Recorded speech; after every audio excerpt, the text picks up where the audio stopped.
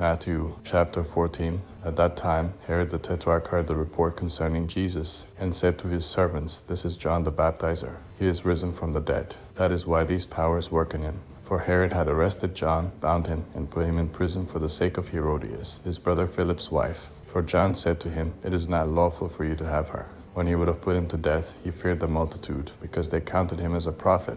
But when Herod's birthday came, the daughter of Herodias danced among them and pleased Herod. Therefore he promised with an oath to give her whatever she should ask. She, being prompted by her mother, said, Give me here on a platter the head of John the Baptizer. The king was grieved, but for the sake of his oaths and of those who sat at the table with him, he commanded it to be given, and he sent and beheaded John in the prison. His head was brought on a platter and given to the young lady, and she brought it to her mother. His disciples came, took the body, and buried it. Then they went and told Jesus. Now when Jesus heard this, he withdrew from there in a boat to a deserted place apart. When the multitudes heard it, they followed him on foot from the cities. Jesus went out, and he saw a great multitude. He had compassion on them and healed their sick. When evening had come, his disciples came to him, saying, This place is deserted, and the hour is already late. Send the multitudes away, that they may go into the villages, and buy themselves food. But Jesus said to them, They don't need to go away.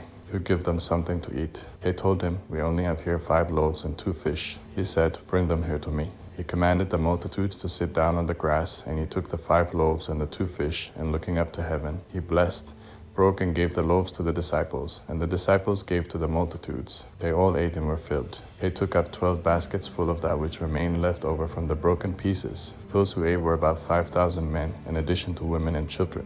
Immediately Jesus made the disciples get into the boat and go ahead of him to the other side, while he sent the multitudes away. After he had sent the multitudes away, he went up into the mountain by himself to pray. When evening had come, he was there alone. But the boat was now in the middle of the sea, distressed by the waves, for the wind was contrary. In the 4th watch of the night, Jesus came to them, walking on the sea. When the disciples saw him walking on the sea, they were troubled, saying, It's a ghost. And they cried out for fear. But immediately Jesus spoke to them, saying, Cheer up. It is I. Don't be afraid. Peter answered him and said, Lord, if it is you, command me to come to you on the waters. He said, Come. Peter stepped down from the boat and walked on the waters to come to Jesus. But when he saw that the wind was strong, he was afraid, and beginning to sink, he cried out, saying, Lord, save me. Immediately Jesus stretched out his hand, took hold of him, and said to him, You have little faith, why did you doubt? When they got up into the boat, the wind ceased. Those who were in the boat came and worshipped him, saying, You are truly the Son of God. When they had crossed over, they came to the land of Gennesaret. When the people of that place recognized him, they sent into all the surrounding region and brought to him all who were sick, and they begged him that they might just touch the fringe of his garment. As many as touched it were made whole.